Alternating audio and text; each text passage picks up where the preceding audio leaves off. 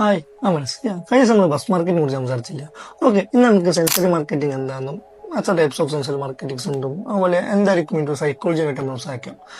Okay, sensory marketing sense ചെയ്യാൻ പറ്റിയത്. Okay fine. ഇപ്പോൾ നമുക്ക് സ്മെൽ ആയിക്കോട്ടെ, അല്ലെങ്കിൽ സൈറ്റ് നോക്കൽ, അല്ലെങ്കിൽ ടച്ച്, ടേസ്റ്റ്, അല്ലെങ്കിൽ കേൾവി, ഹിയറിംഗ്.